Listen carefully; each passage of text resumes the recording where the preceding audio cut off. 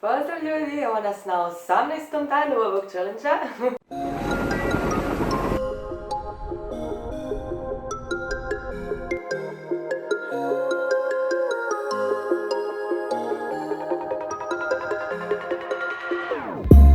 Whenever your heart is broken, don't ever forget you're golden. I will find the light in your soul, I'll be there. Ajmo za početak krenuti sa zahvalama. Ja sam danas jako zahvalna mojoj noni što mi je dala jedan tepihić, jednu podlogu na kojoj mogu vježbati. Tako da si ne razbijam koljena i da nemam ispriku zašto ne radim neke određene vježbe. Tako da nona, hvala ti. Isto tako jako sam zahvalna na kuhalu za vodu jer mogu bez razmišljanja brzo i efikasno napraviti si čaj. I jako sam zahvalna Kristijanu. Kristijana, ako gledaš ovo, hvala ti što postojiš i hvala ti što si dio mog života. To je jedna osoba s kojom sam imala jako dugačak razgovor telefonski. Sigurno sat i pol, dva smo pričali, razmijenili neke misli, neke stvari koje su nam se desile, neka iskustva. I tako stvarno osoba s kojom mogu popričati o raznim stvarima, od energije do stanja u kojem se trenutno nalazimo i tako bliže i tako dalje. Tako da puno ti hvala što postojiš jer takve osobe treba stvarno cijeniti i evo, odlično. A vi vaše zahvale napišite dole u komentaru.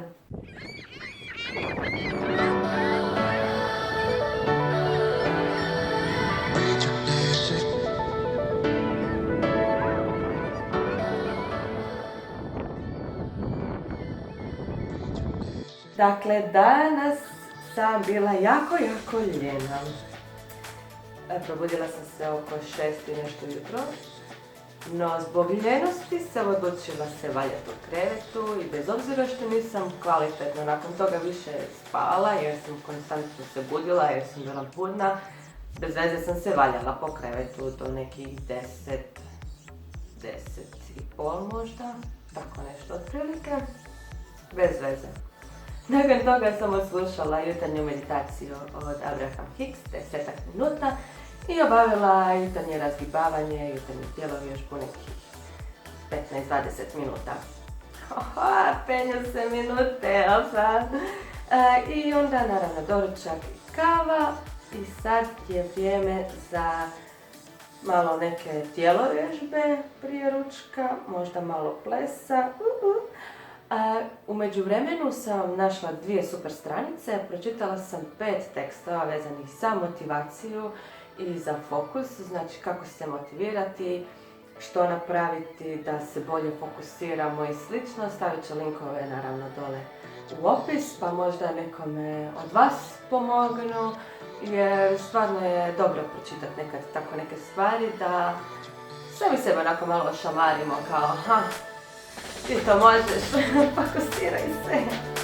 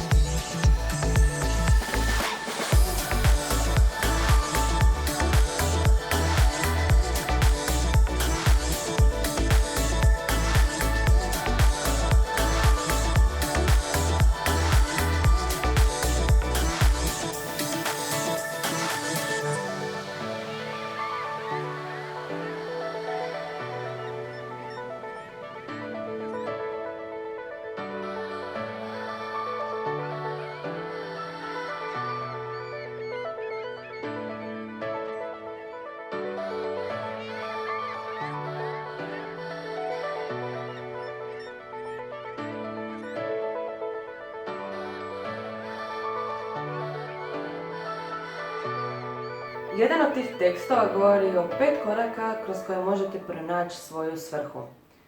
Ja stalno tražim svoju svrhu. Pa evo 5 koraka kako otkriti svoju svrhu. Jel?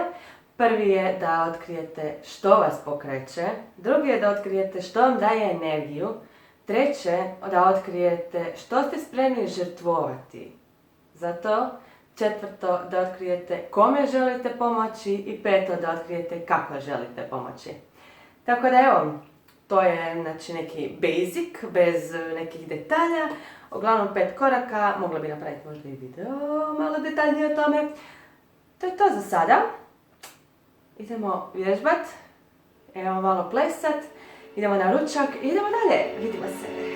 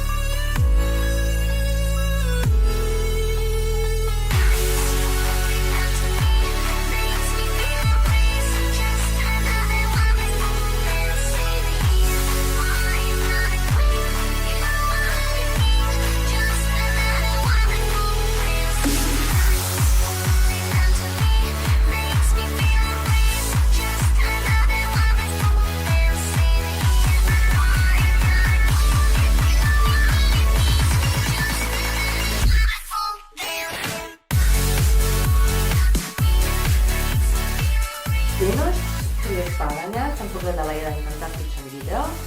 Već sam spomenula da se budim onako oko 3:30 do 4 po noći, jel? Pa naletila sam na video u kojem je objašnjeno zašto se neki ljudi bude između 3 i 5 ujutro. Ništa nije bez razloga, ništa se ne dešava slučajno, sve ima svoje zašto, zato itd. Tako da ukratko, ako ste jedan od onih koji se bez nekog razloga bude u 3 do 5 ujutro, to je zato jer ste the chosen one. Ajmo to tako ukratko. Radi se o tome da je u tom periodu najmanje energije u zraku, znači najmanje potražnje i najmanje zahtjeva i prohtjeva koje ljudi na dnevnoj bazi kroz cijeli dan šalju u vašoj okolini, jel?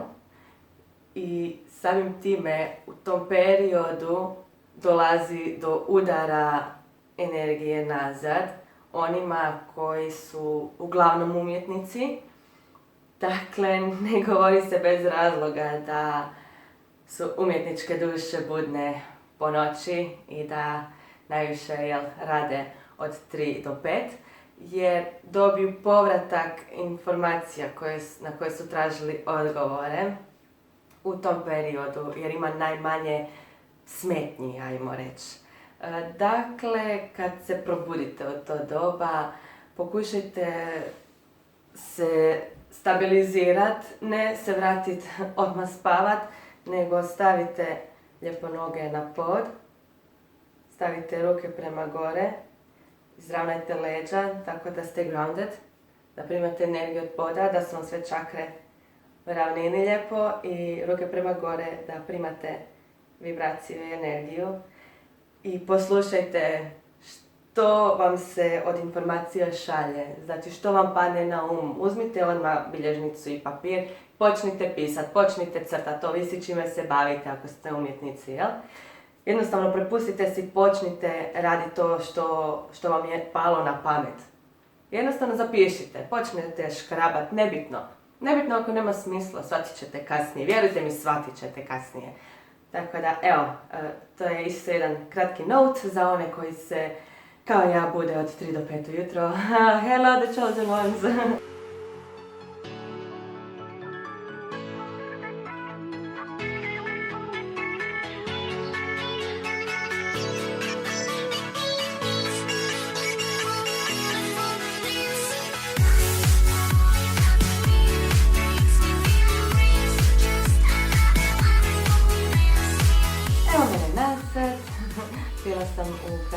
šetnici do barke i do mora sa mojima, malo dodatno svježeg zraka, da se mrvicu maknemo iz kuće, naravno pridržavajući se svih pravila koje su nam trenutno zadana. Danas je bio 1. april, no za divno čudo nije bilo toliko provala i slično, vjerojatno trenutno ljudima nije do takvih stvari, možda zato, ne znam, meni je dan protekao veoma zabavno i veoma ugodno. I još jedna stvar, sutra je jednom dečku rođendan. Njegova cura nije ovdje, nije bilo mogućnosti doći. Pa, tako da, sutra imam jednu akciju usluge iznenađenja.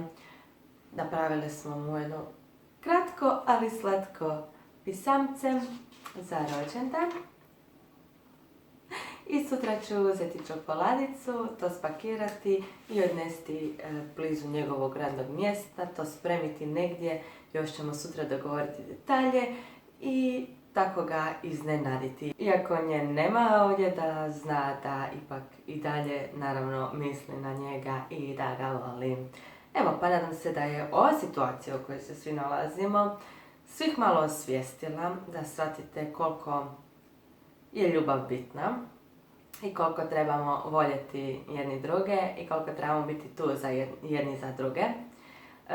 Širite ljubav i širite pozitivu i volite se bez obzira na daljinu. Evo, s ovime ću završiti današnji dan i vidimo se. Bye bye!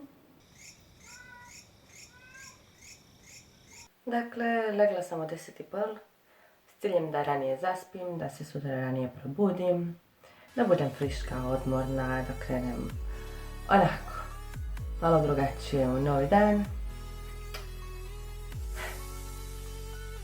Sve sam probala. Razne vrste brojanja. Mislim da sam sve skupa nabrojala do 999 sigurno. Čitala sam knjigu prije spavanja. Razne vrste disanja. Razne poze. Pa na leđa, pa na trbu. Pa ruka pod jastuk, pa preko jastuka. Pa zagrli med, pa zagrli jastuk. Pa opet na leđa. Pa opet disa. Nikad nisam toliko disala. Pravilno, jel? Ne znam. Kad neće, neće. Evo, sad će ponoć. Odlučila sam se dignuti. Jer nema smisla. I sad i pol vremena pokušavam zaspati. Isprazniti glavu. Pa zamišljati neke scene. Sve načine sam probala. Ja ne znam. Lago vama koji kad legnete, odmah zaspite. Bilo bi mi drago da imam tu moć. Napišite mi u komentare kako vi zaspite. Jel imate problema sa spavanjem? Kako uspijevate?